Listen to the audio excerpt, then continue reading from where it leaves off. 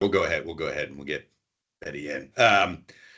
Appreciate everybody being here. I know, training is daunting, and we've got 2 days of it, but really do appreciate you guys taking the time to get through. We'll walk through a little bit. I did send out the manual. I'll talk about that here. That was intentional to kind of send it out a little bit late in a draft format. So I'll talk about that here in a minute. So we'll start out just kind of talking a little bit about how this is going to go. So Tom, if you could switch slides to the next one. So just a little bit different this year. We're going to do 2 days. There'll be a lunch break in between. We will provide this slide deck after the training, and we'll also post the videos, recordings will be available as well. But I mean, I don't know why. If you come in, just make sure you guys are on mute. It'll help us out.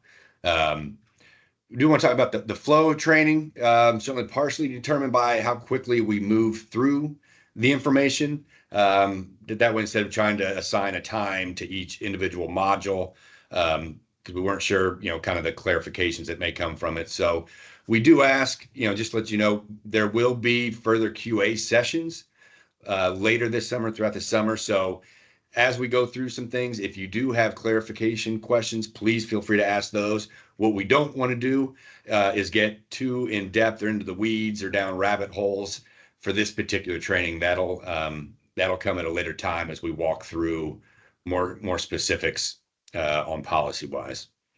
Next slide, please. So our agenda, so we'll go through a little bit of intro, just a high level overview, just basically a bullet point list of the policies that are going to change. We'll talk a little about statewide database, and then Tom will get into operations and the award management. We'll take a break for lunch at that point, and then the afternoon will be on intake, customer service, household eligibility, income calculation.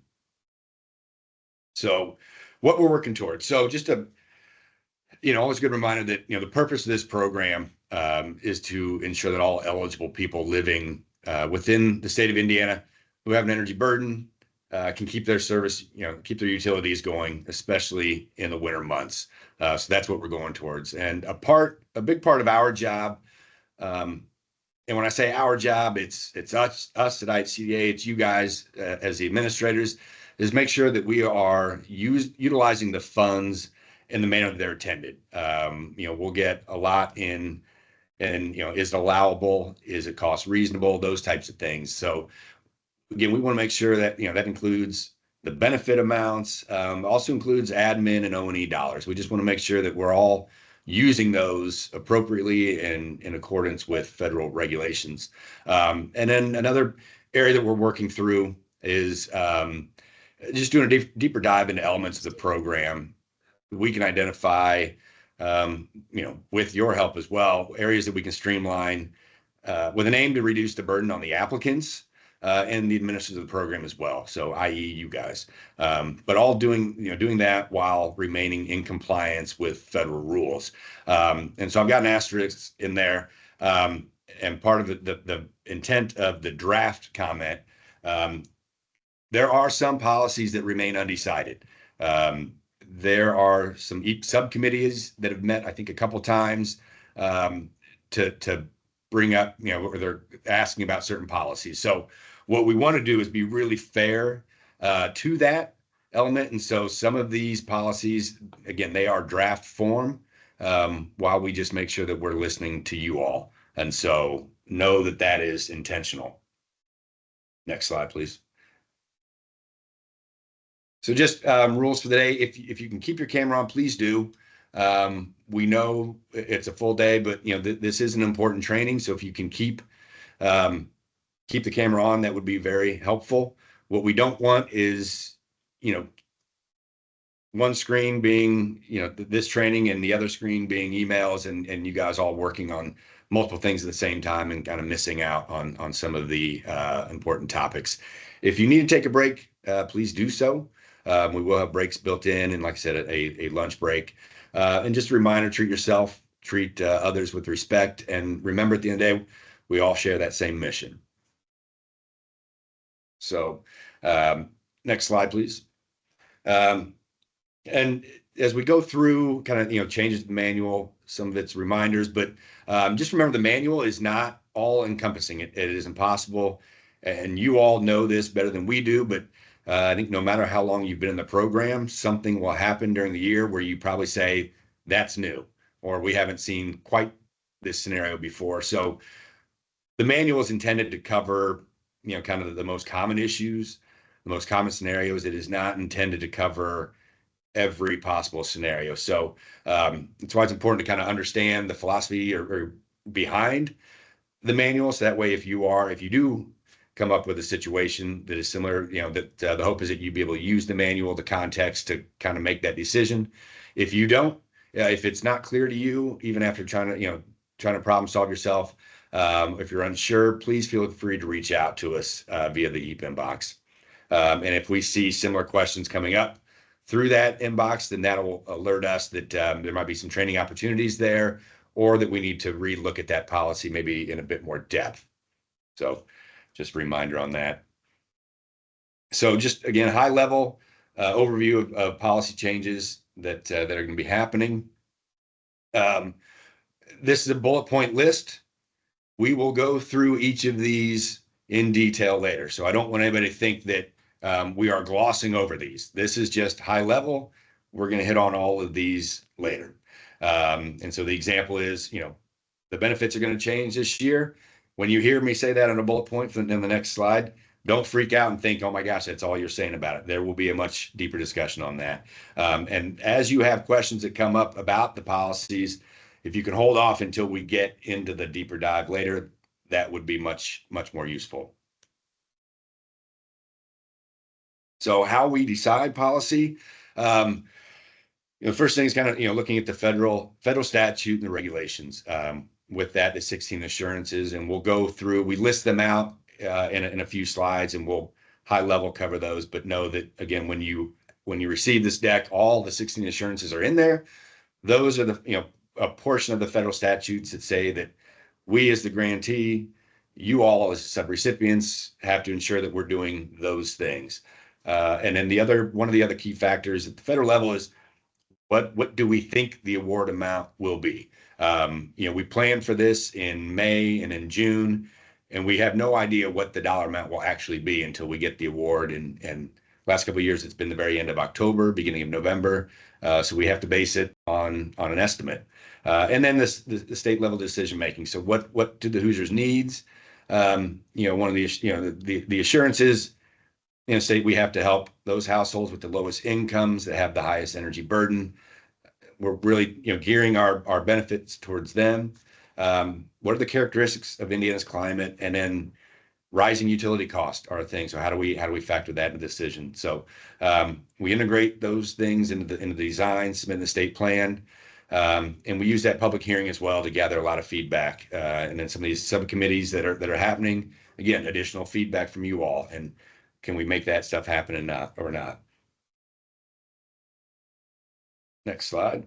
So the assurances, like I said, I'm not going to read through all 16 of them.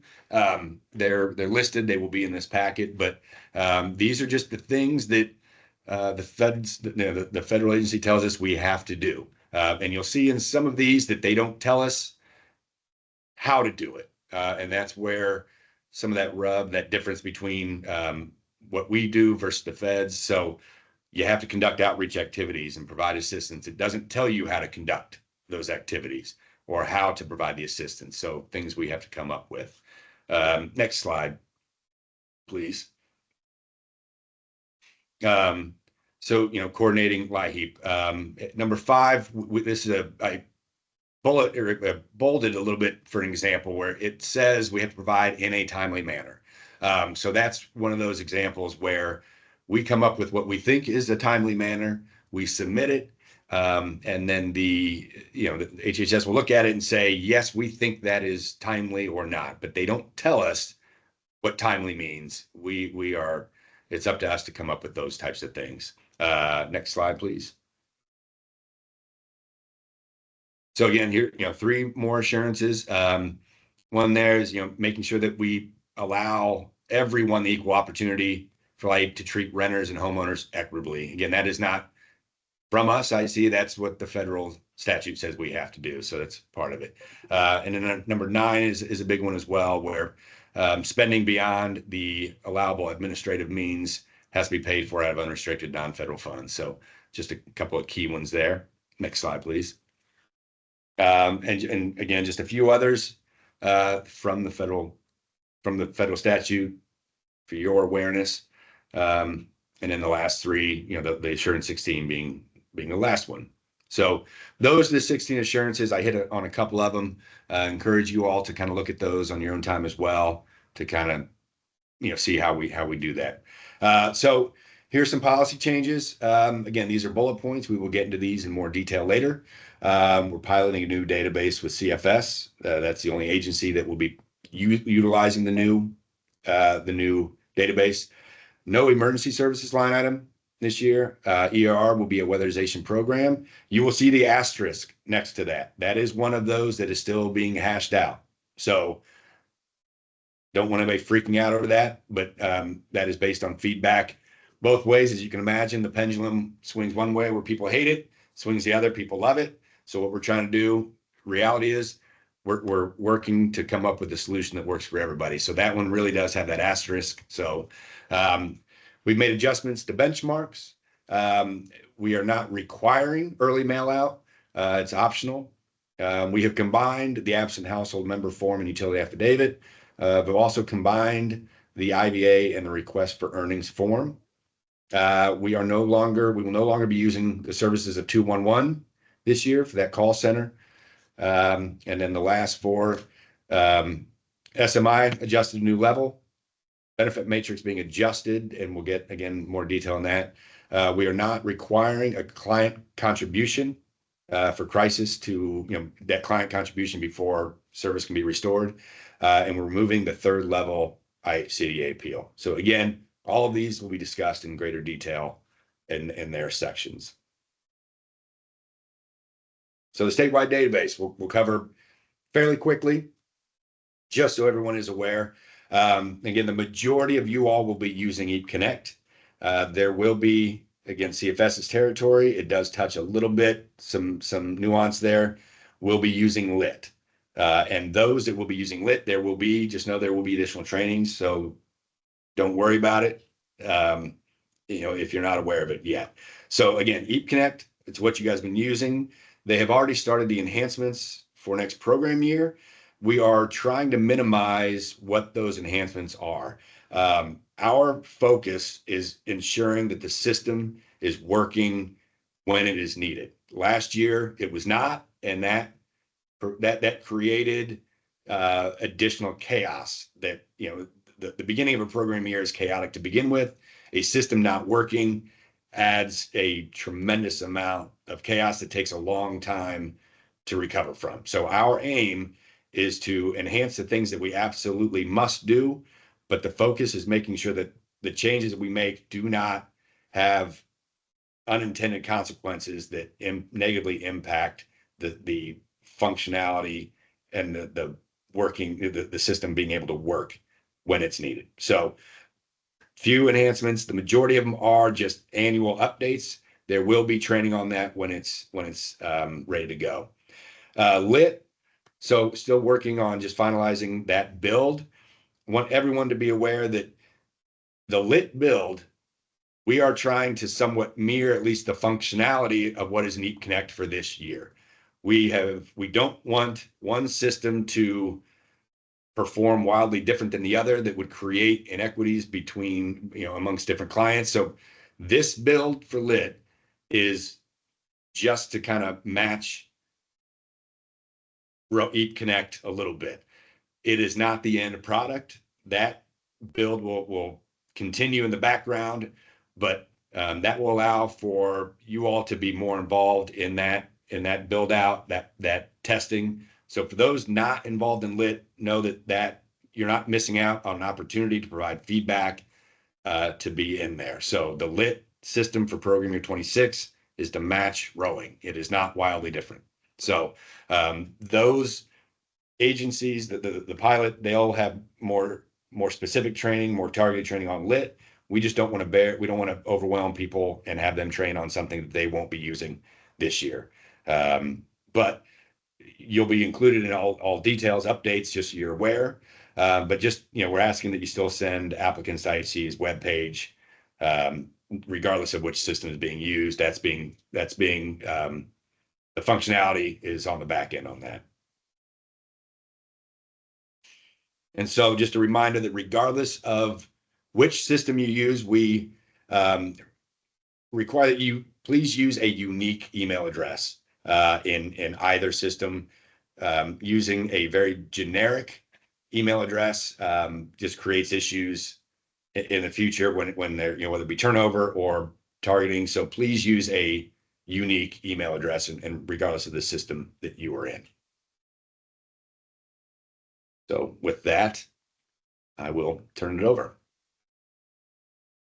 All right. Good morning, everyone, and thank you, as always, for joining us. So I'm going to be handling the everything that we're covering through lunch. We're going to try to keep it on track to do lunch at just around noon Eastern time here, but we might be running either a little bit ahead or a little bit behind, and I will let you know what time we'll reconvene when we get there.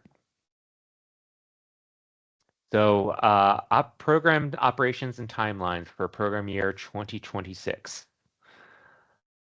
First thing I want to just give everyone a reminder of is the different IHCDA emails and when to use each.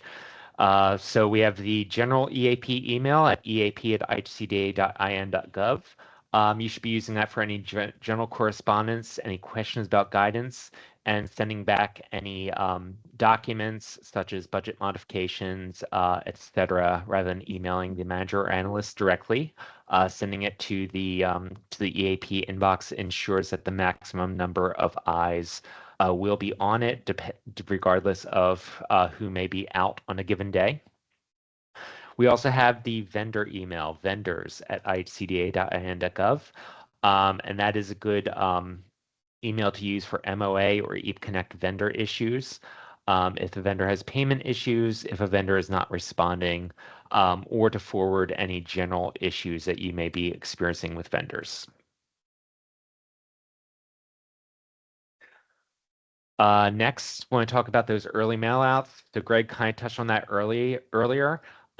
We are not requiring anyone to do an early mailout of any applications.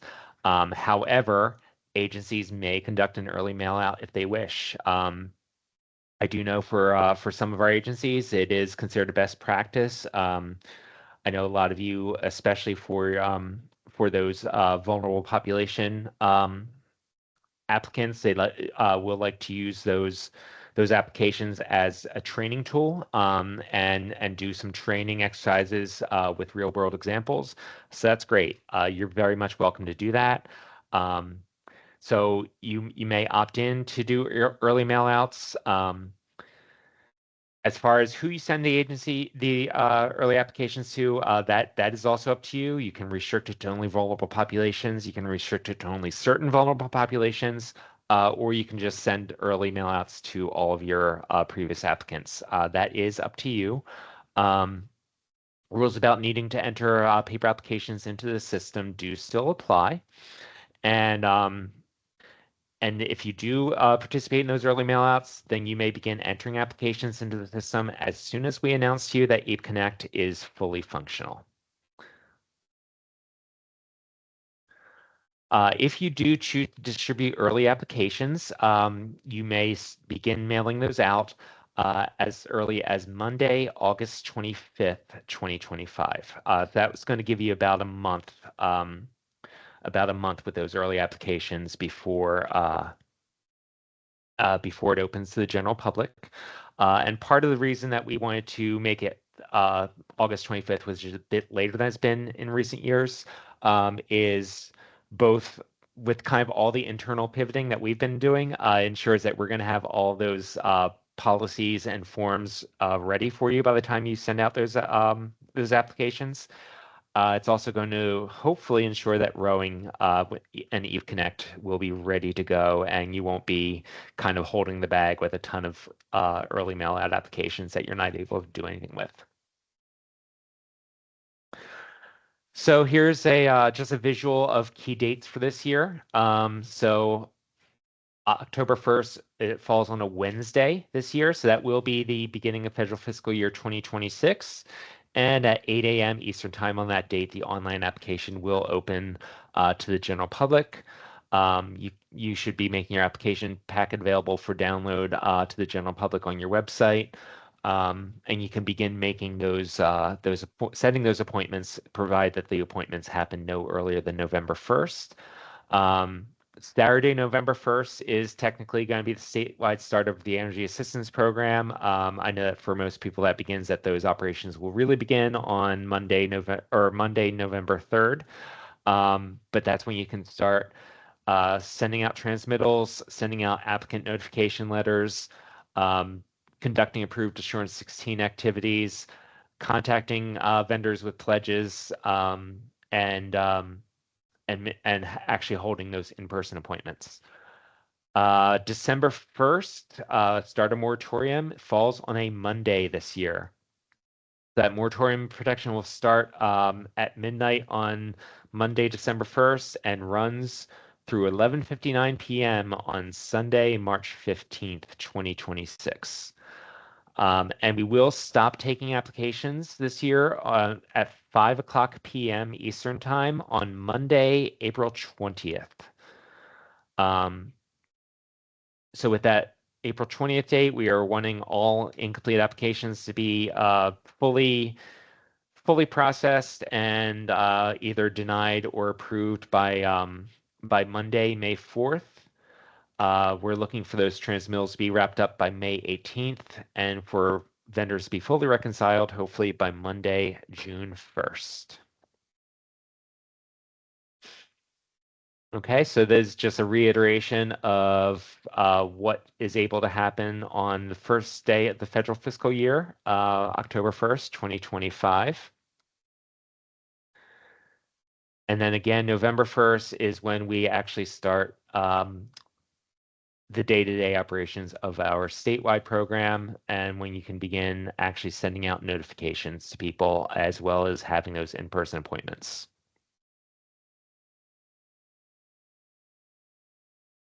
Monday, April 20th, 5 p.m. will be the hard application deadline this year. EAP Connect will be set up so that we'll stop accepting the submission of applications at 5 p.m. Eastern. Even if someone has one in progress, they will not be able to hit that submit button after 5 p.m. Eastern Time on Monday, April 20th. As a reminder, our policy does allow applicants to submit incomplete applications, but they will need to follow incomplete application guidelines and procedures over the next 14 days. We are going to be looking for all outstanding applications to have final eligibility determined and in either approved or denied status by Monday, May 4th, 2026. And then again, 2 weeks later for the transmittals and another 2 weeks to reconcile the vendors. And then the official closing date of federal fiscal year 2026 will be September 30th, 2026. So all that is pretty standard for every year. So I'm just going to roll right into budget and award management and claims. So in this module, we're going to be covering budget and lines items overview to include ERR and emergency services, administrative expenses, LSP administration, outreach and eligibility determination, including what that does and doesn't cover, regular and crisis benefits, changes to our benchmarks and line items reviews. We're also going to be reviewing agreements, amendments, modifications, and additional funding requests. So LSPs this year will have 4 line items to which they can budget their awards, and those are going to be administrative expenses, outreach and eligibility determination, regular benefits, and crisis benefits. So we are removing ERR and emergency services from those budget forms. ERR will be moved into weatherization with just slightly different rules. Um, it is expected that intake will share information about clients that have inoperable heating, but basically the administration of the program is no longer going to fall under EAP. It's going to fall under weatherization, where there's just, I think, a more closely aligned skill set. We're hoping that for the agencies where ERR is currently working well, that this is basically just going to be the equivalent of an administrative kind of paperwork change, and that you're still going to be able to have very similar, if not identical, processes on your end. Now, as for emergency services, the line item, frankly, has not been frequently used in the last few years. So we're just going to eliminate the line item. We are going to have a policy in our back pocket so that if an emergency does occur, and it looks like we're going to need to use the emergency services, we'll be able to issue that policy guidance to you rather quickly.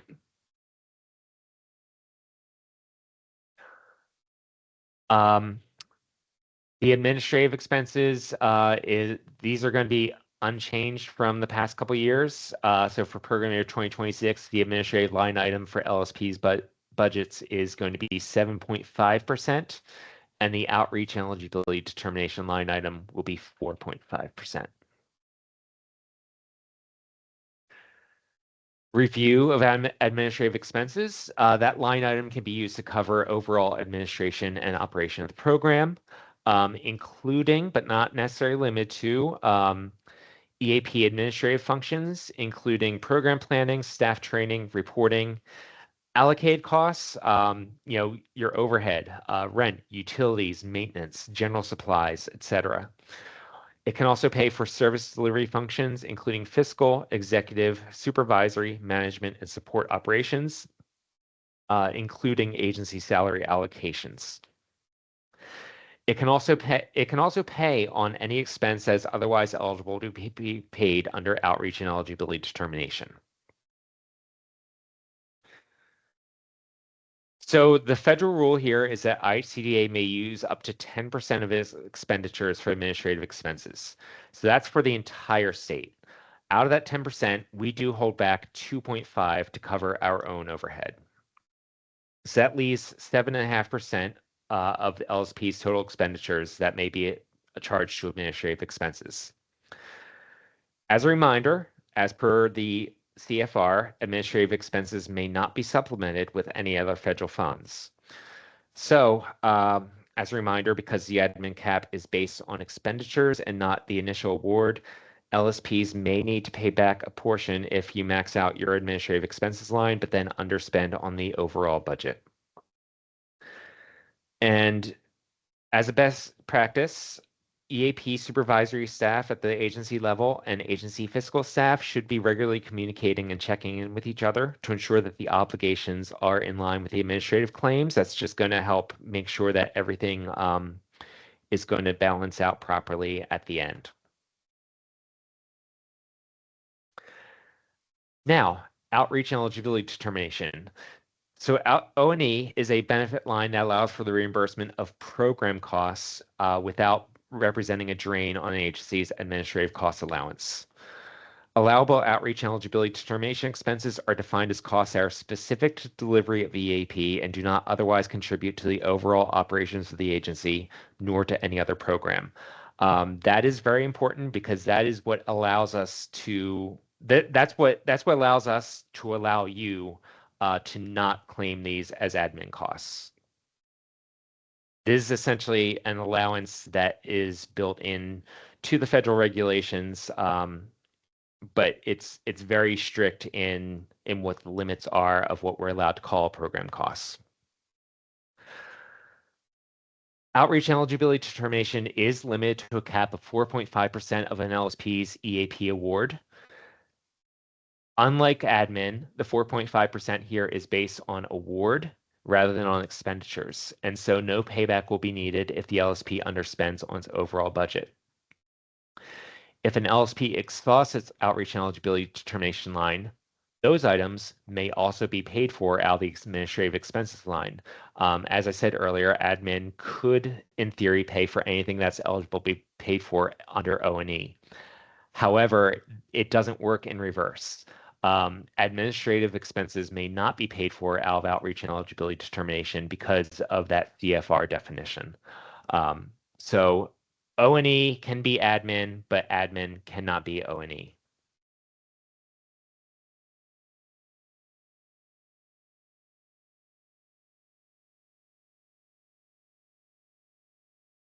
One very important thing to note here is that O&E does not cover any indirect cost or payroll for certain roles.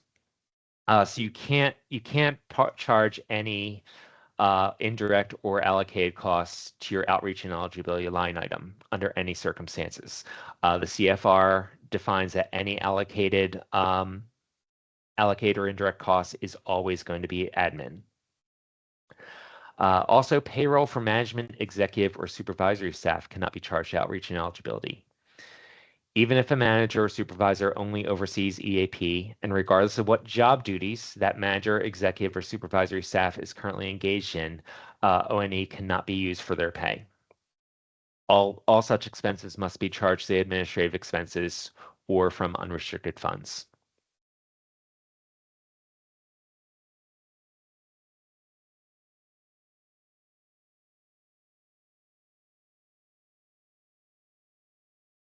So what is considered an allowable use of outreach and eligibility determination charges?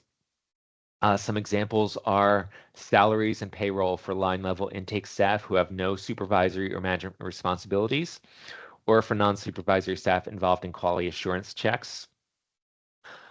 Supplies needed by intake staff in order to determine eligibility, provided that those will not be used for any other purpose in the agency. If they are going to be used for other purposes in the agency, then they become an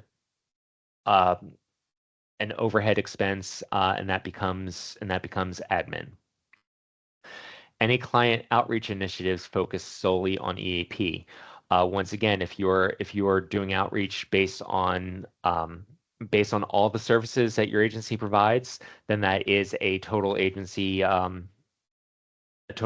overhead, and that becomes admin. But if you're focused only on EAP, that is considered outreach for EAP. Technology needs, once again, provide that will only be utilized by EAP staff in the line of determining eligibility determination, intake, or outreach. Language translation services for EAP. Now we'll look at examples of what may not be considered O&E. So salaries and payroll for management, executive, supervisory, fiscal, or other support staff, whether it's a direct salary or an allocated spread, regardless of the duties that are actually being performed. Any supplies that will be used by the agency at large or by other departments outside of EAP. Any client outreach initiatives that promote the agency as a whole or any other agency program, whether or not EAP is included as a component there. Any technology needs that will be used by other agency departments outside of EAP or will be used within EAP for any other purpose other than intake, eligibility determination, or outreach. Any rent or utilities, even if it is for an office location that only provides EAP services. Any indirect or allocated costs. And just to reiterate one more time, payroll for management, executive, supervisory, or agency clerical and support staff may not be charged outreach and eligibility determination, even if a manager or supervisor only oversees EAP. And this is based on ICD interpretation of a federal rule related to the definitions of administrative expenses and program costs within the CFR. Okay, moving into benefits. So regular and crisis benefits. As mentioned earlier, we are going to be going over some matrix changes during this training. The matrix is going to continue to be based on $25 per point. So the benefits are still going to be always in a multiple of 25. We are going to have a variable electric benefit this year that's going to go between $50 to $125, depending on the household income relative to household size. Crisis benefits are going to be variable based on the exact amount needed for restoration or disconnection prevention. And that crisis level, that maximum crisis level is going to be keep the same cap that it has this year, $400 per utility, $800 per household. And as a reminder, all LSPs are required to allocate at least 8% of their total award amount to crisis benefits through at least March 15th. Now, we are going to be having some changes to the benchmarks this year. So we're going from 3 benchmarks to only 2 benchmarks. So benchmark 1 is going to be that 50% of your available benefit funds should be obligated by January 15th, 2026. And the final benchmark will look for 75% of the available benefit funds to be obligated by March 15th, 2026.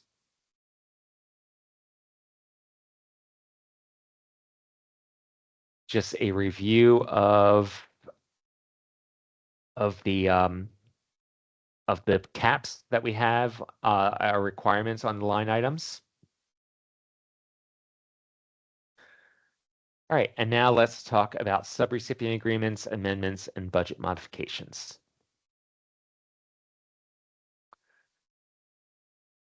So I do want to have a word here and just kind of set expectations with regards to the subrecipient agreements this year.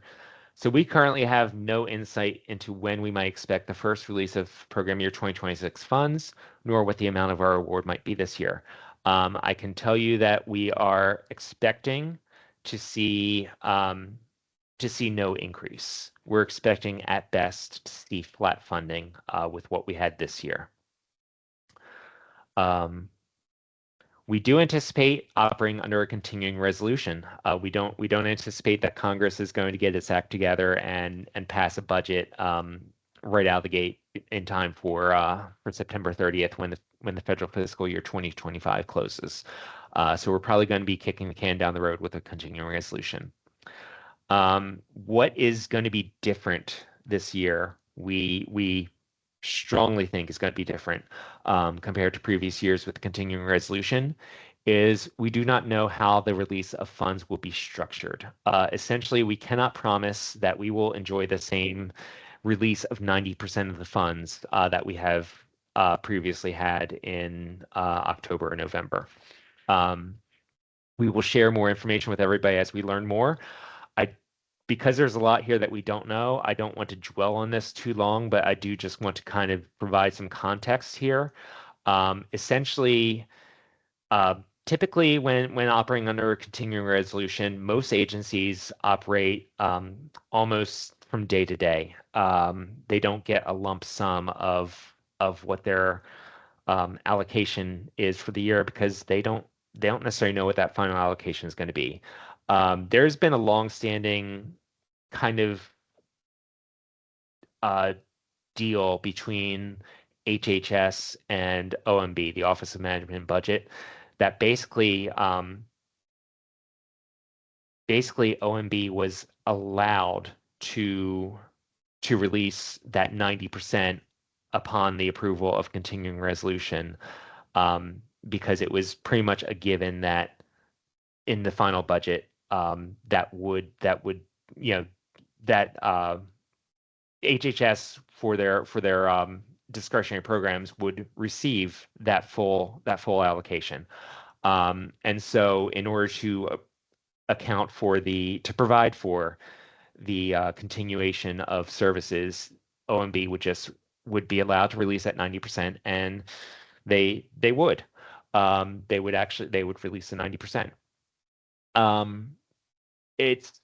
If you notice, I'm using the terminology that OMB is allowed to release that, and not that they have to release that.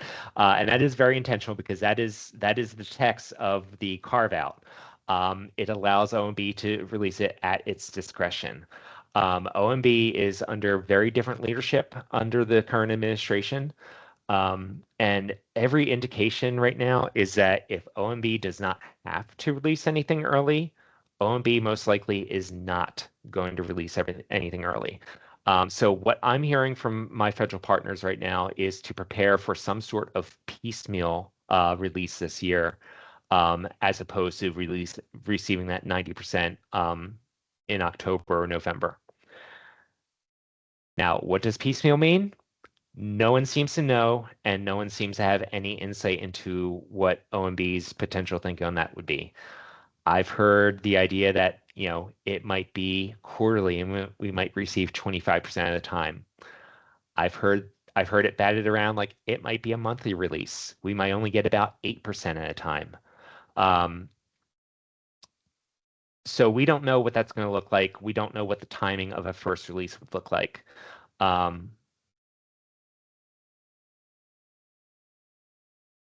Yeah, again, I don't want to spend a lot of time dwelling on this just because there's so much that we don't know, and we have frankly zero influence on this. But what we can promise is that as we hear more from our federal partners, from NEATA, from NUAC, we can definitely share that information with you guys. So just wanted to set expectations there. When IHCDA receives funding from HHS, it will put funding through the board-approved allocation table and will issue amendments to all active LSP subawards. Amendments may be issued as a result of an involuntary deobligation of funding, for instance, not meeting benchmarks.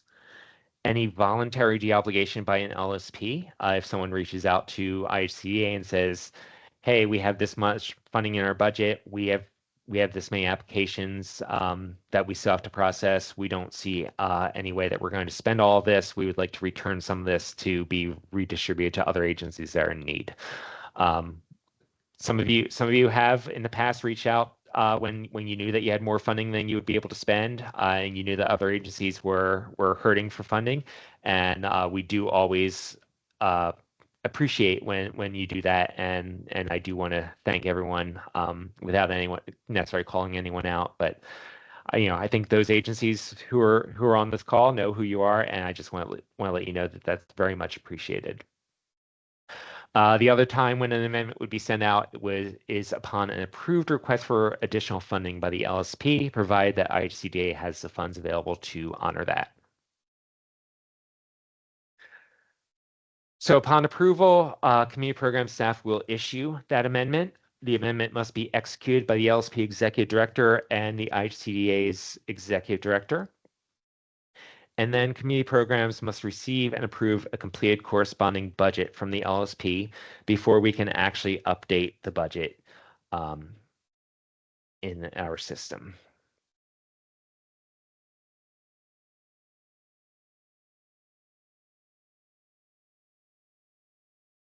So LSPs are expected to issue a request for additional funding once it has obligated 90% of its benefit lines. We do ask that you do that even if you know that we don't have funding available.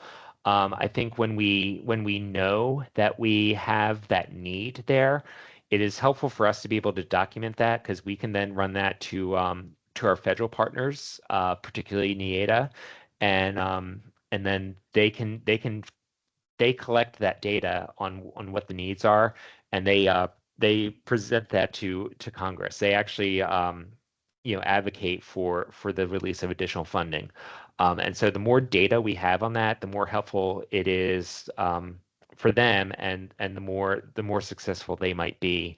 At least the more compelling their request will be with the more data they have. Additional funding requests must be reviewed by the community programs team and approved by IHCDA's executive director before we can grant them. And IHCDA does reserve the right to partially approve a request, especially if we don't have the funding available or if we know that there is a large amount of need in the network and we don't have enough funding to cover everyone's needs. We might try to partially fulfill everyone's needs rather than completely fulfilling one agency's needs and leaving another one out to dry.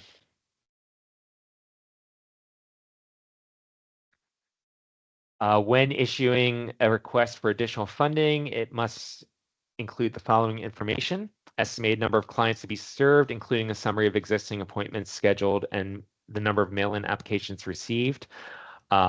If you have an estimate of how many applicants you anticipate receiving, that would also be very helpful.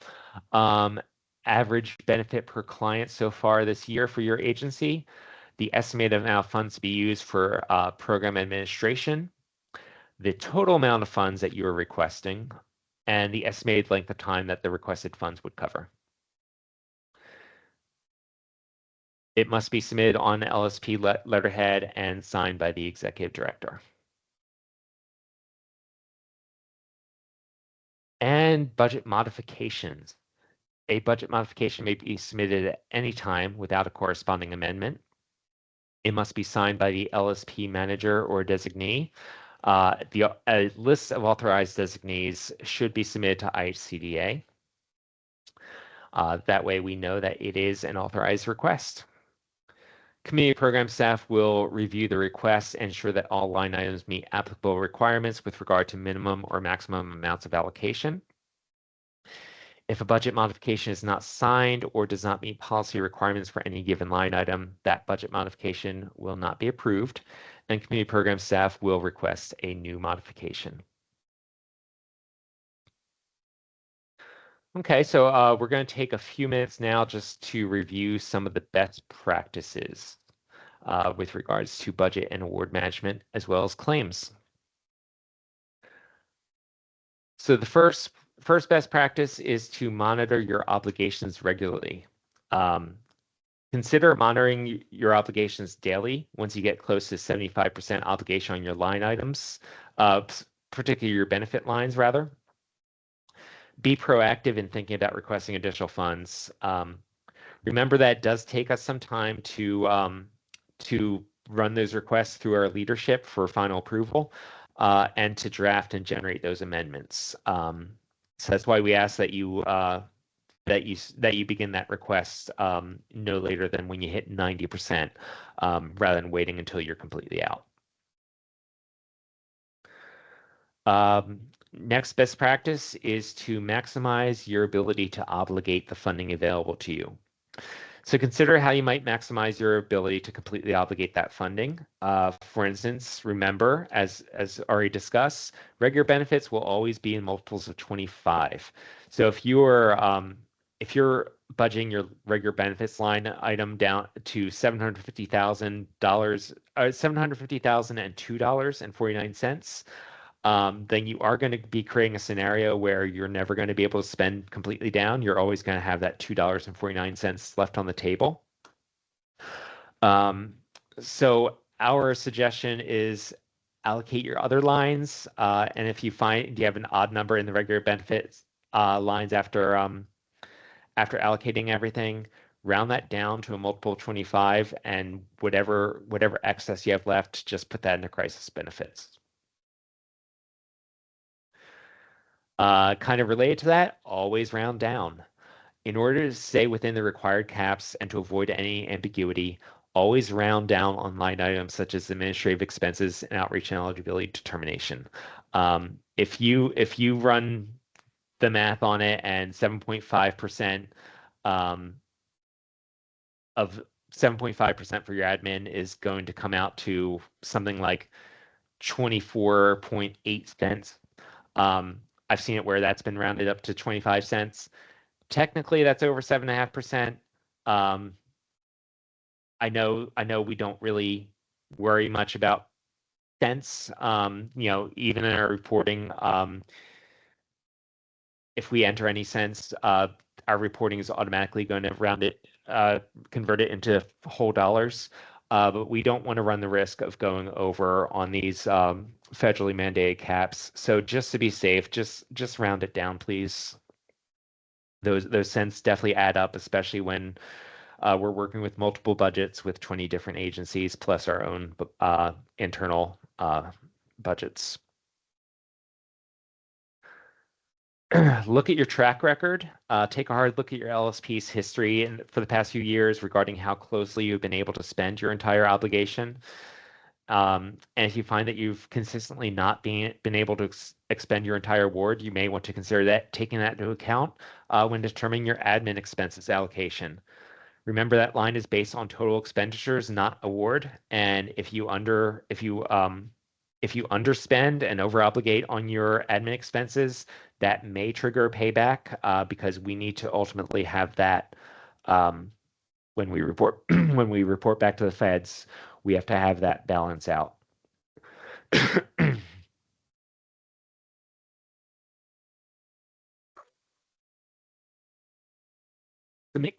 Submit claims regularly. So submitting grantee payment claims, such as admin and outreach and eligibility determination, as well as reimbursement claims for biofuel payments made by your agency is a good way to keep your cash flow regular. Remember that monthly submission of admin claims is a requirement in the subrecipient agreement, and you should be submitting those other claims at the same time as submitting your administrative claims.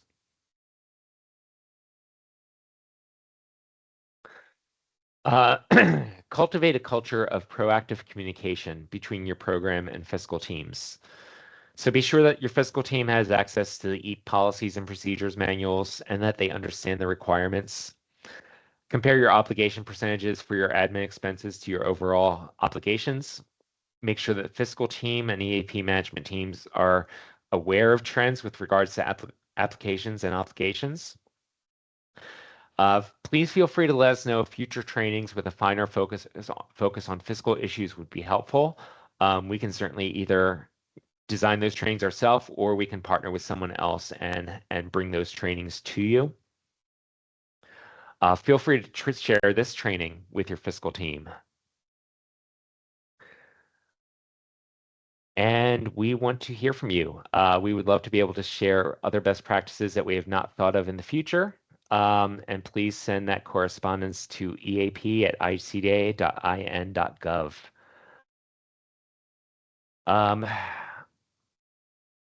I am going to, you guys can probably hear it, my throat is very dry. I'm going to take about 5 to 10 minutes here. So if we can come back at around 11 or 11:05 Eastern time, we actually did go through the first part of this presentation very quickly. So full disclosure, next slide is actually lunch break.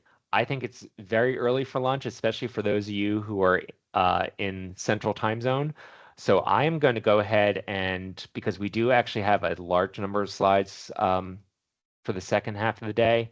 So I'm just going to go ahead and keep going through this after we come back from break for another hour. We'll take lunch at 12, and we might be able to get out here a little bit early in the afternoon. So yes, so let's take a quick, we'll call it 10 minutes. Come back at 11:05 Eastern time, please. 10:05 for those of you in Central Time. Thanks.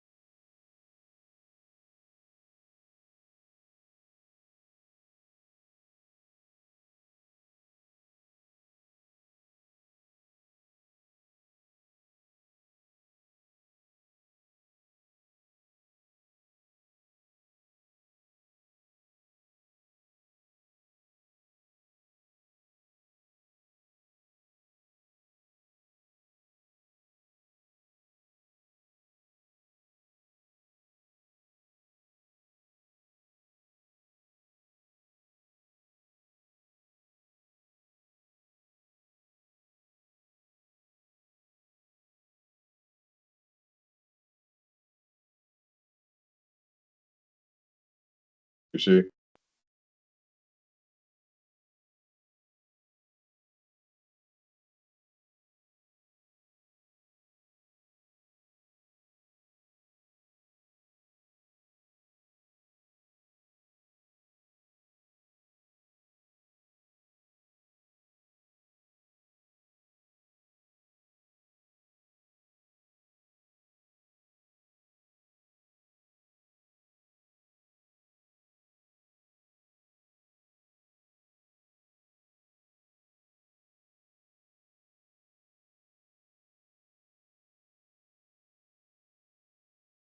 All right, it is 11:05, and I do see that some of you have come back, turned your cameras on.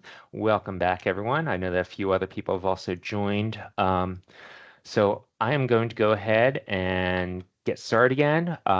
We'll go for about 55 minutes, see how far that takes us, and then we will break for lunch at 12 o'clock Eastern Time, 11 o'clock Central. Before we jump back into the presentation, I'm going to go back. I know we said we were going to hold substantive questions for our Q&A sessions that we will be holding, but we did say we'd take some clarification questions. I do see that there are some clarification questions in the chat, so I'm going to go ahead and go back and address those before we resume the presentation.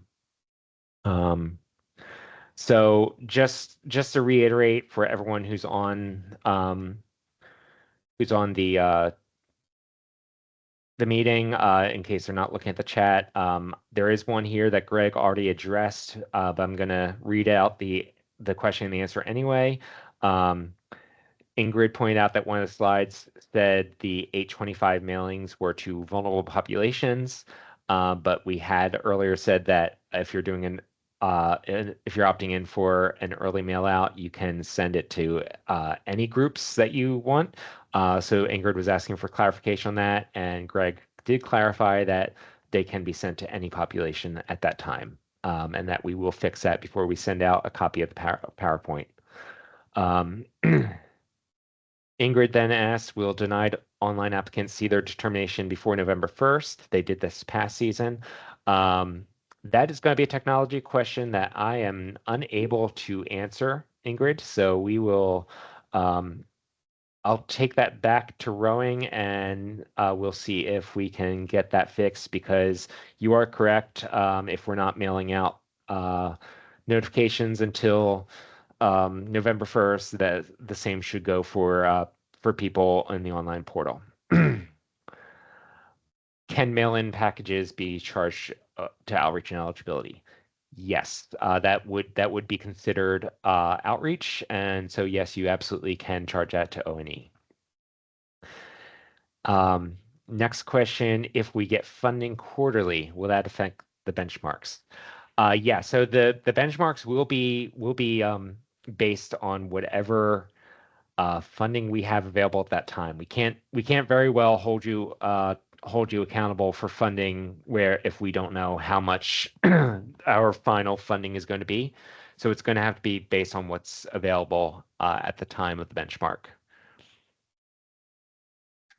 And this is, unfortunately going to be something where we're all going to be in this ride together and kind of figuring out as we go along. And then Linda Moorhead asks, if agencies do not have benefit dollars or run out benefit dollars before OMB releases funds, why would agencies approve applications with benefits? Should we approve them without benefits? Linda, that's a great question. We are going to have to see, I think, what the so that's a pretty in the weeds policy question. That basically the short version of my answer here is we're going to have to figure that out and let you know later. That's a bit out of scope for the purposes of the questions we're taking during this training. But we will definitely take that back and figure out a procedure that works, that will get people their moratorium protection, that will get them their universal service program rates for those who have utilities that participate in that, and that work on both technology systems. But yeah, we did see the problems with that this year, and I think that's something that we are very aware of internally here at IHCDA.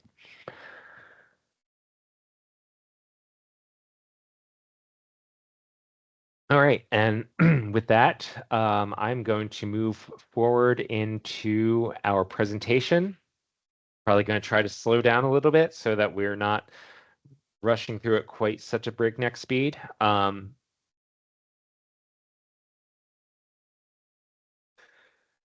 So the intake interview, we will be talking here about some applications, some changes to the forms, and documentation review. So the new statewide application forms will be made available to LSPs shortly. Within, I would say, probably the coming next few weeks. We do encourage fillable EAP applications to be made available on your website. Please note that we will allow LSPs to fill out applications over the phone without obtaining a client signature, but notes must be made in the statewide database. And it must have the subrecipient's logo and contact information at the top. At a minimum, this must include address, phone number, and email address.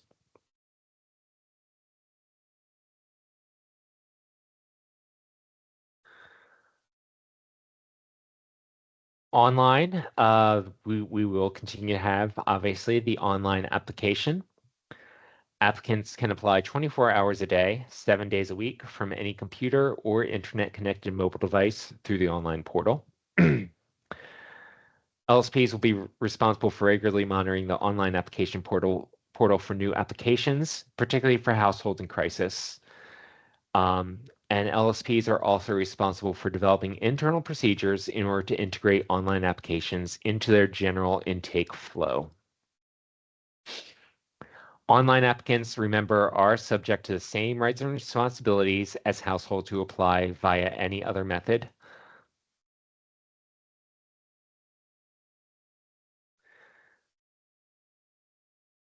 Every agency will be required to provide a link to the online application portal on their website in order to facilitate equity of access.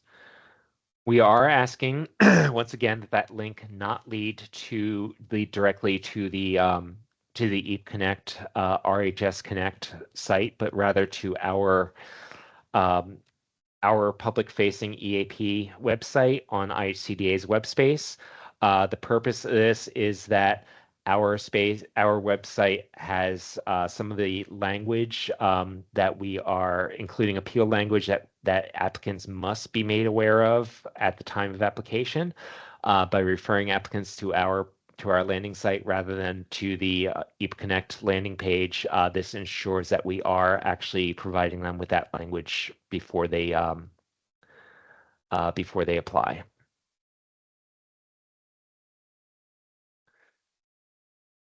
So a word about telephonic applications. IHCDA will no longer partner with Protiviti contractors working with the state's 211 service to provide telephonic access to submit application.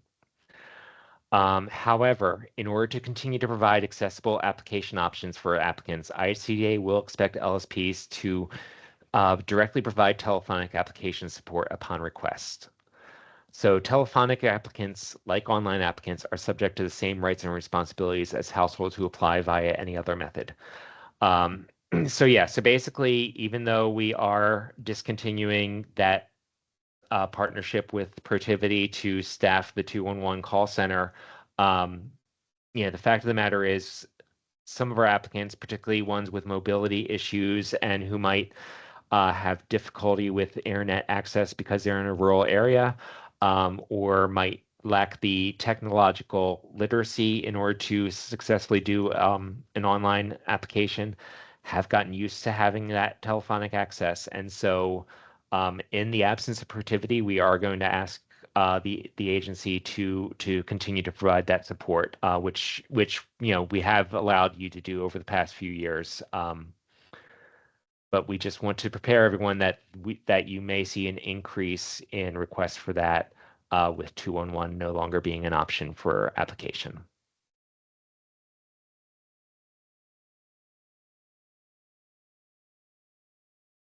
All right, changes to forms. As always, we are going to be updating all of our forms, even the ones that don't have substantive changes. We are going to be just making some tweaks to them and updating the revision date. So on all of your forms, you're going to be looking for a revision date of 2025. And as always, please burn, destroy, shred, pulverize, or otherwise dispose of any of the old forms just to ensure that we are collecting the same data from all people in the same format in the same way. So here is a list of forms. You will notice there's one there in red. We're going to have a new form called the non-household member declaration form. We will talk about that in just a minute. So all forms and appendices, as I mentioned, will be updated and renamed. Please remove previous versions of forms and appendices from websites, internal archives, any filing cabinets you may have. Please, if you have partners that facilitate forms with you, please talk with them, have them destroy all of their existing forms. We're really going to try very hard to only have 2026 version forms circulating out in the wild. Now, there are 4 forms that are going to be combined into 2 forms in order to reduce some of that burden during intake and outreach. The IVA and the request for earnings forms will be combined into 1 form.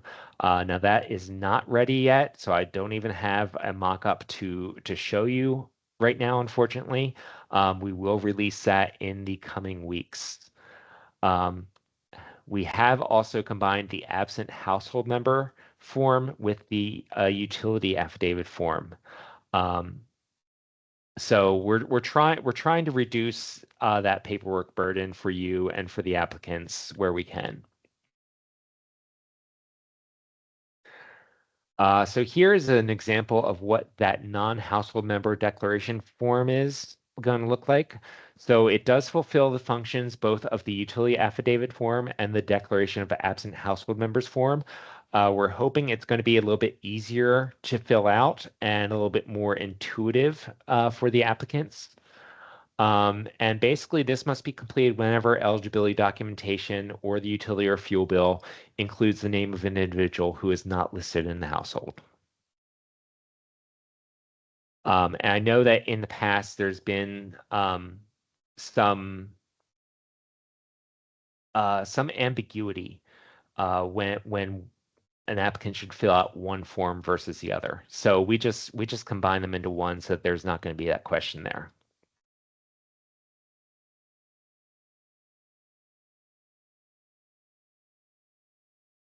All right, documentation review. So during a documentation review, an intake will review the applicant documentation, ensuring that all required documentation has been submitted, that the application itself has been fully completed and signed. Remember, without a signature, we actually don't have a legal right to process it. Income documentation for all household members is present.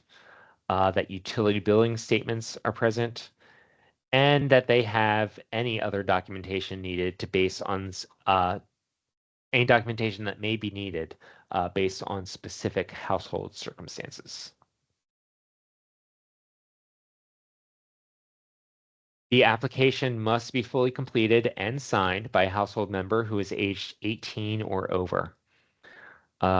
Remember that because it is a legal document and that they are certifying this under penalties of fraud and perjury, it may not be signed by a non-household member unless the signing party has power of attorney for that household member.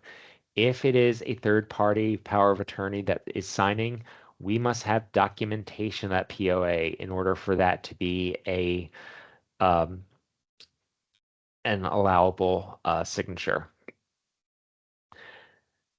And the household must submit a new application if the signing household member is not an adult, or if an online application is submitted with a minor listed as the HOH or the applicant of record.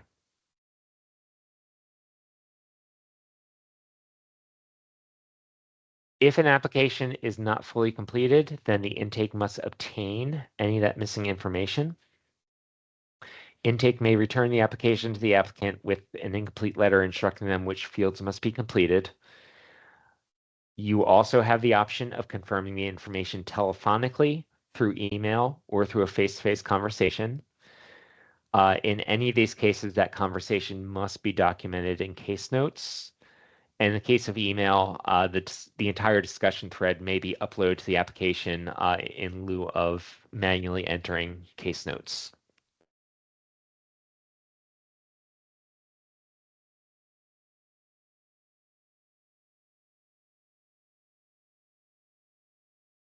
So this remains unchanged from last year. All applications must be entered into the system within 14 days of receipt. This includes scanning and uploading documents. Online applications, much like the other applications, must be imported into the production environment within 14 days of submission. And all supporting documentation received after the time of application must be scanned and uploaded into the case file within 14 days of receipt. I know that was something that we put in this year. We knew that there were going to be growing pains with it.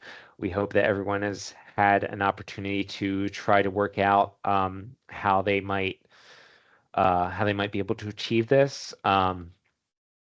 We are working particularly with EIS in order to get a much more robust vendor portal and better functionality with that, where we want vendors to be able to see instantly that one of their applicants has applied, and so it's after December 1st, they need to be protected from shutoff. We're trying to automate that. But in order to do that, we need to be sure that these applications are getting into the system in a timely manner.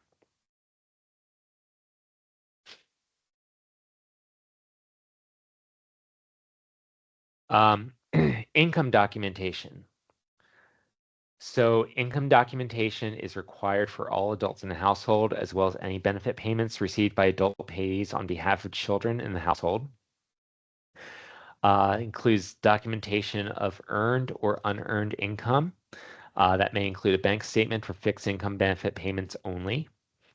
Printout of uplink records for unemployment or fully completed Department of Workforce Development last known employer request. Completed request for earnings statement or an income verification affidavit.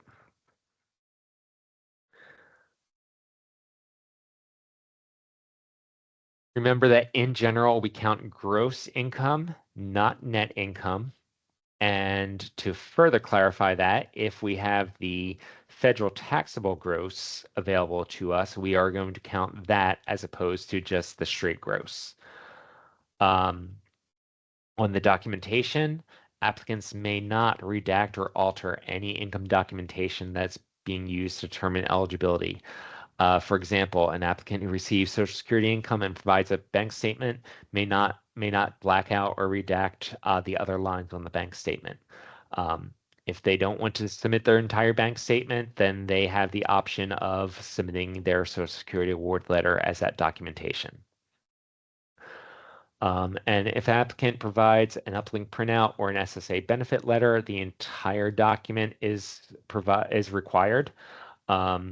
The caveat on the SSA benefit letter is once it gets into discussion of previous year benefit or kind of the boilerplate text, at that point you know that it is done talking about what their current benefits are.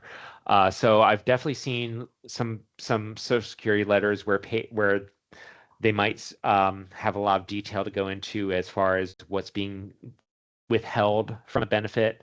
And so, for instance, something about their SSI might be on page 2. On the other hand, I've definitely seen letters that are short to the point, and by the bottom of page 1, they're already talking about, kind of the legal boilerplate text, or talking about, here's the history of the benefits you've received. This is what you received last year. Once it gets into that review of previous benefits or boilerplate, you know that it is done talking about what they're currently receiving. At that point, you can consider it a complete letter. If there's any question as to whether there are any further benefits that are currently being received, you should request those additional pages.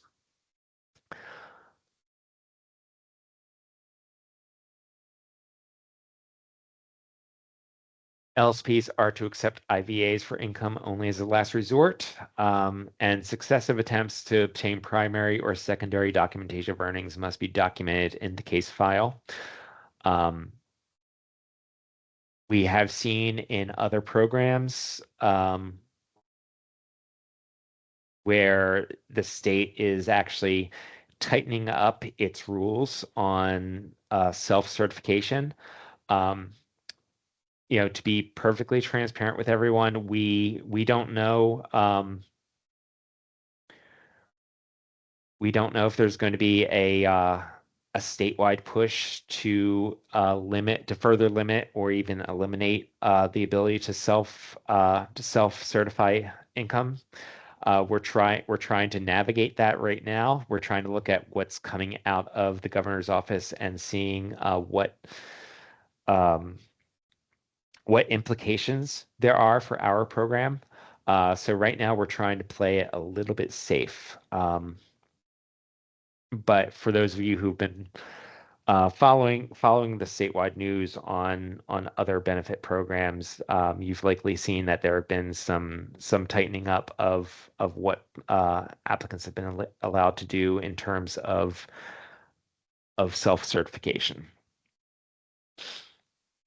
If an applicant is unable to provide a pay stub for their current employment, the LSP shall ask the applicant to complete an IVA as well as sign a request for earnings statement. Once again, we are kind of changing some of these forms, so I do want to put the caveat here that we have not changed the text on this slide yet because we do not quite have that final version of that form yet.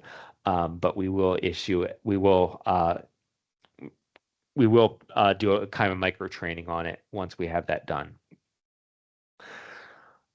But for now, the procedure on record is the same as the procedure for last year.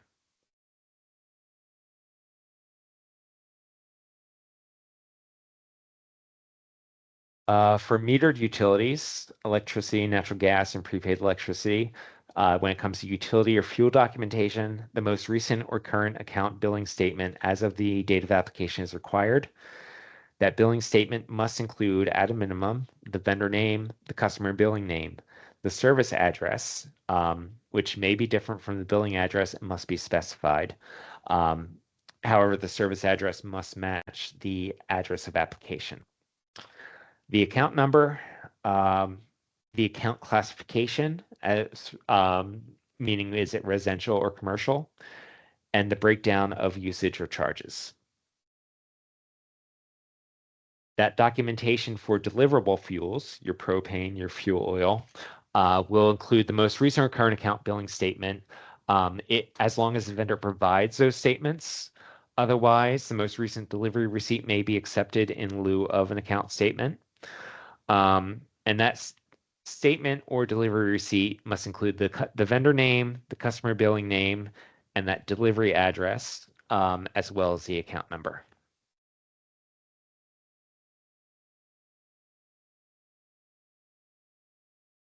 When you are collecting documentation for a utility or fuel, that documentation must be complete.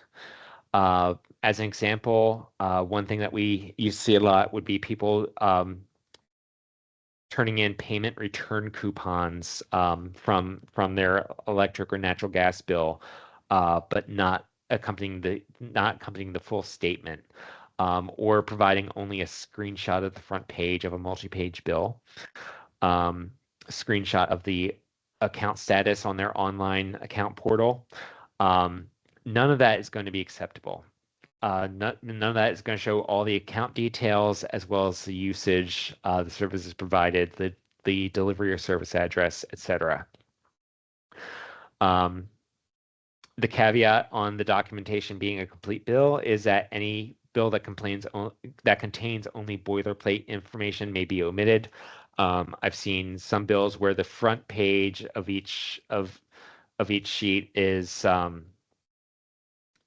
substantive, whereas the back of each sheet is boilerplate or kind of a breakdown of the different riders that are being used in order to calculate, etc. So we don't need that, but we do need anything that is going to be specific to the household that is applying for benefits. If the utility is in the name of a non-household member, a non-household member declaration form is required along with the account statement. And IHCDA has developed a utility and fuel account information request form to help streamline standardized requests for account information from vendors. I believe we put that out last year, and that form is going to be in use again this year.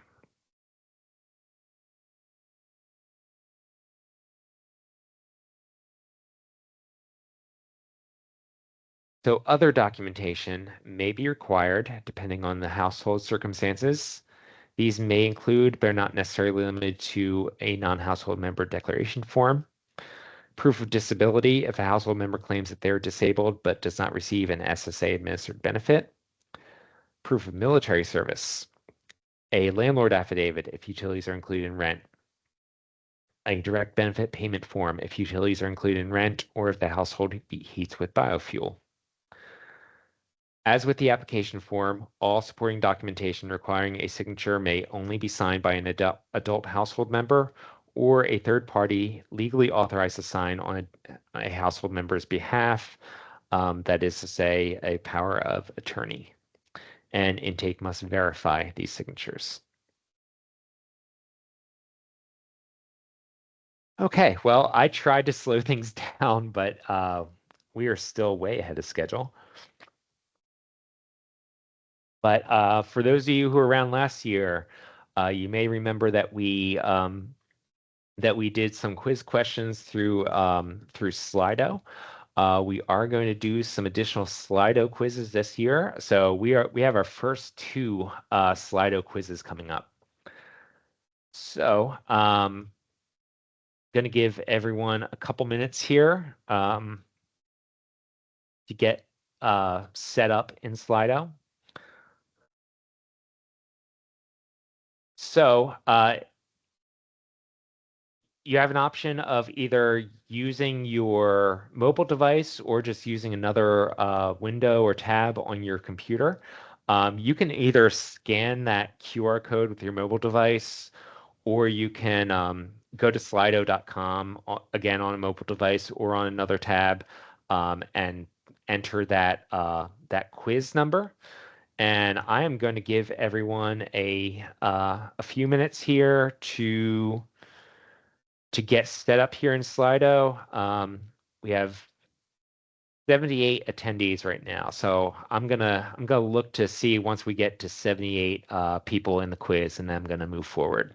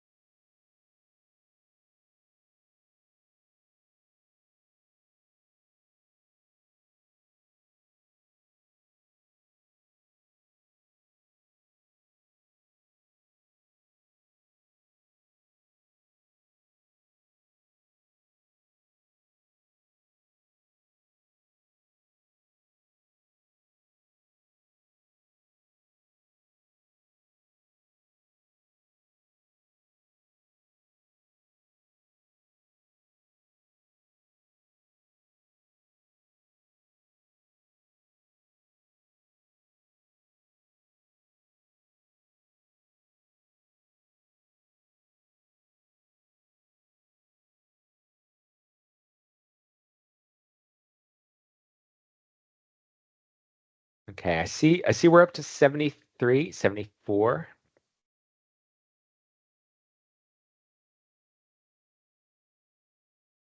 $76. Those last two people want to log into Slido.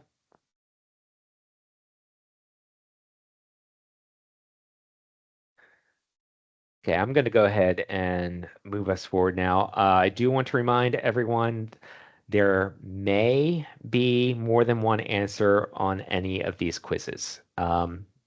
May be more than one correct answer. So if you think that multiple answers are correct, then please indicate all the ones that you think are correct. So our first Slido quiz question. What forms are being combined this year?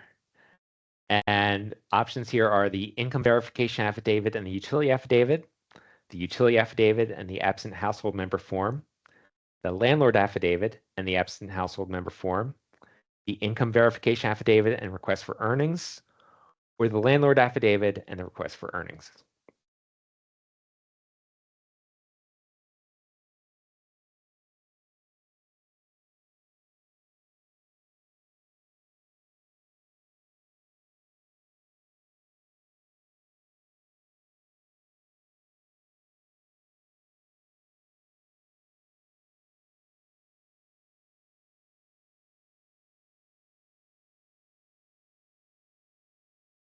All right, so our top two choices here were income verification affidavit and request for earnings, and the utility affidavit and absent household member forms.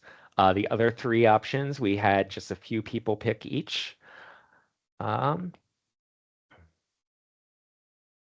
the income verification affidavit and request for earnings and the utility affidavit and absent household member form were the correct options. So majority of us got those. Good job, everyone.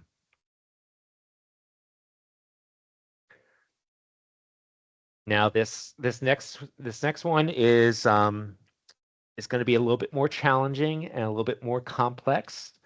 I did make the quiz longer on this one. All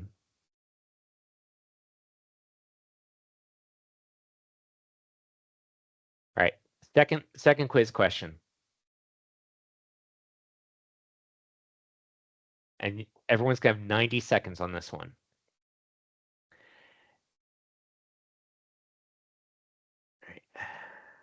An agency has a budget of $1 million. Which of these budgets is allowable?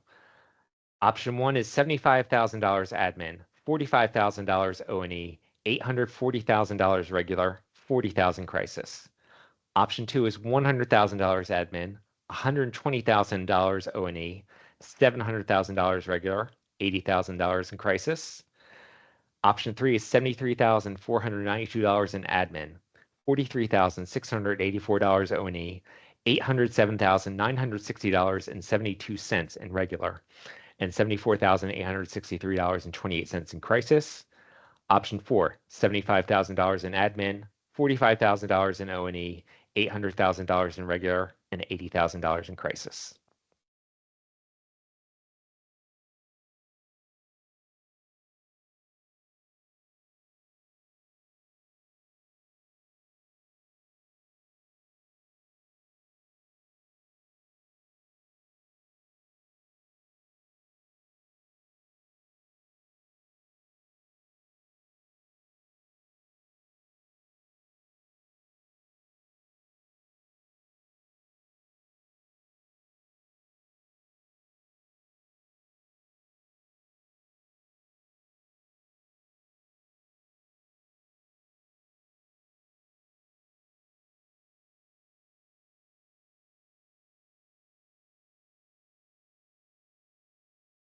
All right, so the majority went for option four, with option two coming in second place, option three in third place, and option four in last place. Good job, most of you. I promise that I try to put an easy tell into each of the wrong questions, the wrong options. So just to let everyone know, just to let everyone know who got the who picked one of the other options, what the disqualifications were. So for option 3, the tell there was that the regular the regular benefits were not in a multiple of $25, and so you were never going to be able to spend that down. The problem with option 2 was that the admin was set at 10% when there's a 7.5% cap, and the O&E was set at 12% when there's a 4.5% cap.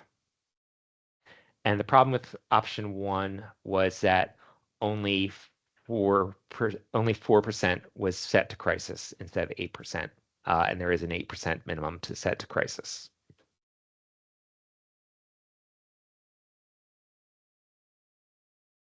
So Loretta Kimple is our leader on this so far. So good job, everyone. Very, very happy to see how many people are getting all these right.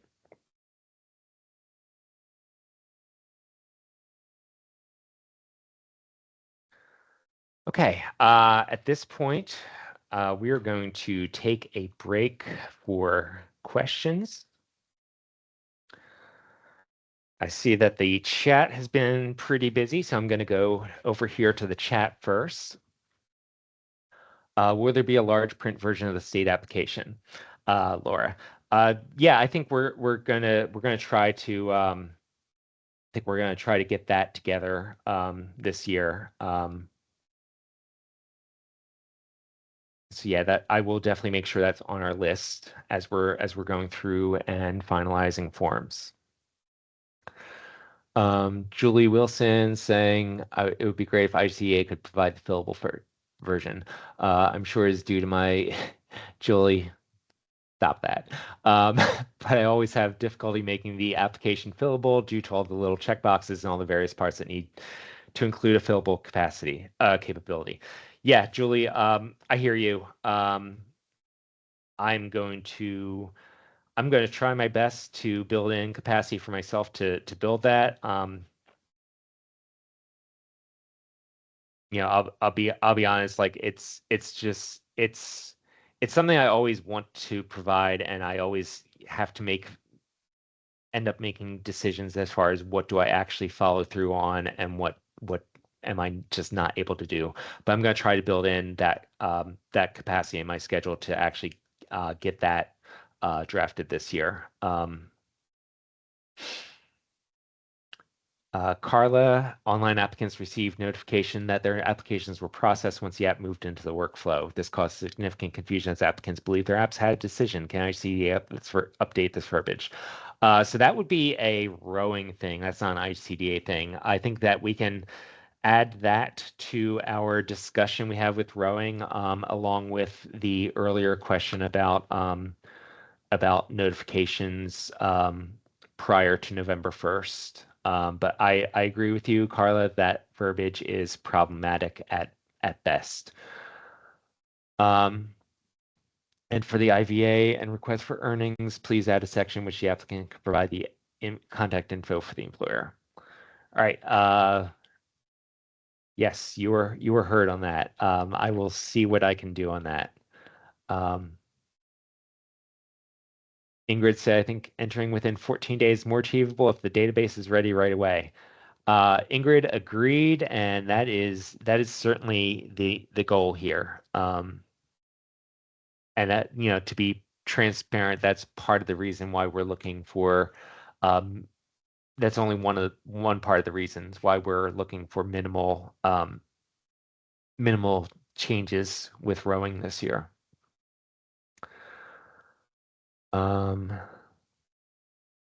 Laura is asking for the IVA request for earnings if it can also include head of household namespace so it can be easily matched up with an application. Laura, that is good feedback. Thank you. Ingrid would like it if we could verify zero income for any adult who is claiming zero income for the second year in a row, like requiring an uplink printout. Yeah, I think so. I think we can probably get into this later, but I think Ingrid, that would, I want to discuss with my team before I speak off the cuff and say something I shouldn't. I think I may have a solution on that for you, Ingrid, but let me discuss with the team before I speak out of turn here. Laura is asking if bulk fuel or delivery receipt doesn't need to include current balance. Laura, I think it would be great if it does. I don't think it necessarily needs to. And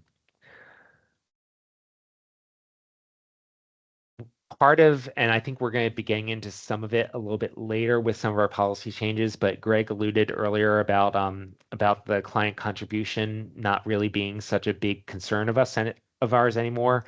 We're trying to build in additional protections to our vendor MOA, and part of that includes making it stronger that it's up to the vendor to ensure that they are rejecting the benefit if the applicant is not actually eligible to receive that benefit for whatever reason, and that could be if it's not going to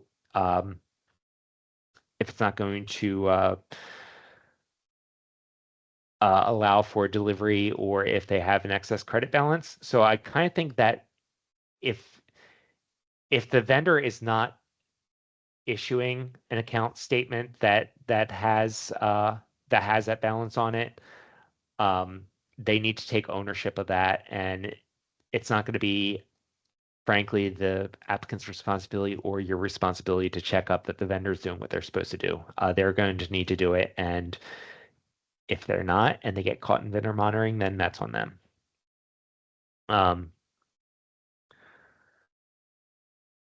And Micah is also seconding Ingrid's request about the verification for an adult claiming zero income for 2 years in a row.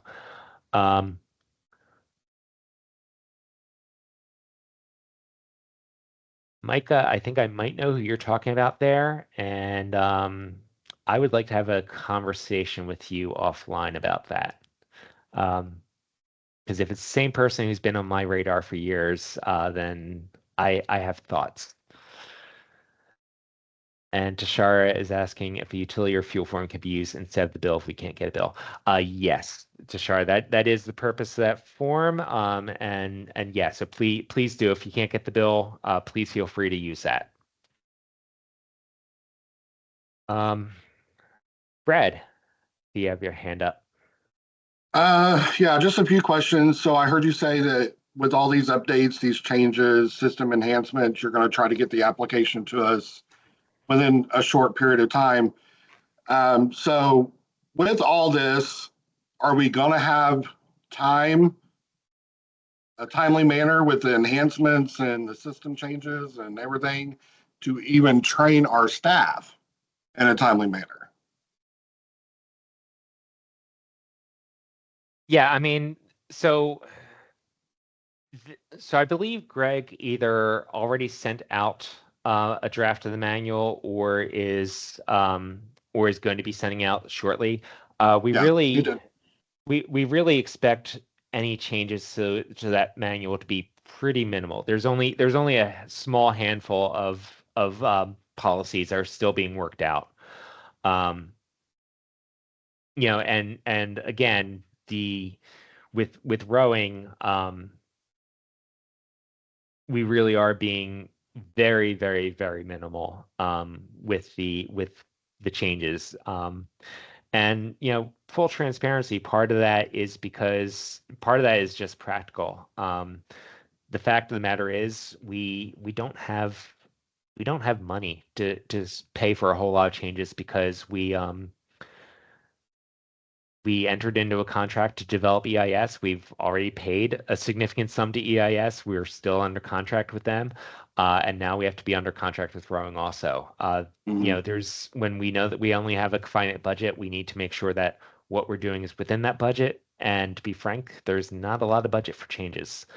So we anticipate that most of what rowing is going to be doing, be, besides besides the routine every year changes, is going to be fixing what's there that's not working now. So Okay. I don't think. I know I say this every year, and every year I'm proven wrong.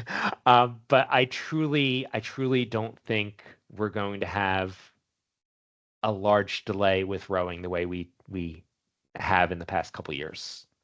I guess the biggest concern of mine is I create a step-by-step guide on how to actually enter an application using rowing screenshots and arrows Yeah. and step 1, step 2, step 3. So I got to have time to create a new book of instructions for staff if, we're not going to get it in a timely manner. So that was one just concern question.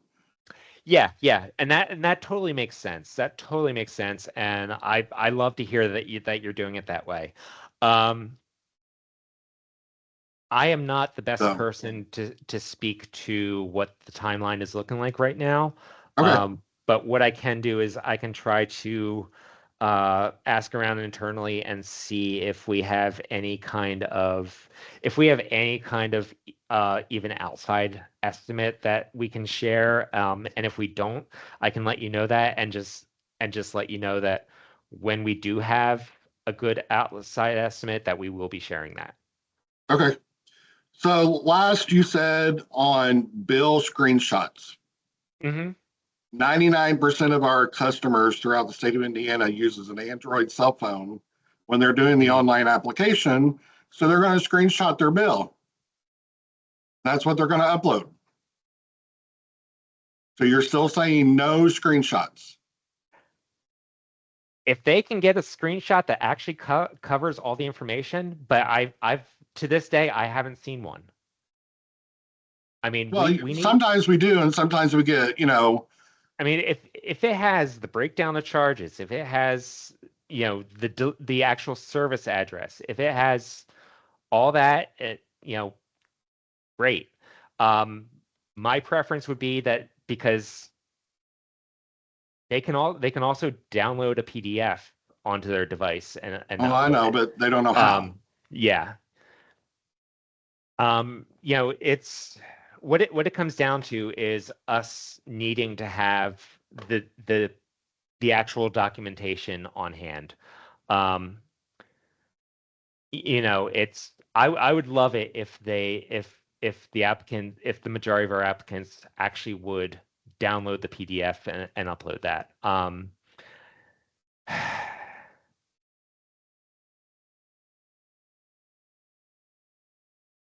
Let me talk about this internally with the team. I want to reduce burden, but I also know that we are going through a monitoring now. Federal monitoring now. So it's something that happens, and we do need to be sure that we have the documentation on hand to show that we are sending the right benefit, the right service, and the right amount to the right account. And that's what having that full bill is about, is showing that everything we're paying for is allowable, it's going to the right address, the right person, et cetera. I just want to make sure you're saying no screenshots because, mostly I would say 75% of the time, 80% of the time, we were always going to the vendor to get the actual bill. We were going to the Duke portal.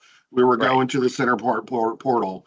I mean, we're doing our due diligence. I just wanted to confirm with you. You said no screenshots, but 99% of our screenshots are online when I'm doing an online app. So that's why I wanted to just get a clarification from you. Yep. Yeah. And we can look into, like I said, I'll have an internal discussion and see what and how we might better message that to people. Okay. Lastly, I heard you say something about the propane. I had terrible issues with propane trying to get a statement with the correct balance. So I'm glad what you said about that it's, the vendor's responsibility to decline the claim. if they have more than a credit balance. So my other part of the propane is the biofuel type with small tanks. Are we not into that training yet? Have you made any type of discussion or change? I would I mean, like to they're make just it. taking a tank and going to Yeah. the gas station to get it filled up. So yeah, that question is a little bit out of scope for what we're doing right now. So let's revisit that later. Okay, will do. Cool. Thank you. Yeah, thank you. And then a couple more have come in the chat.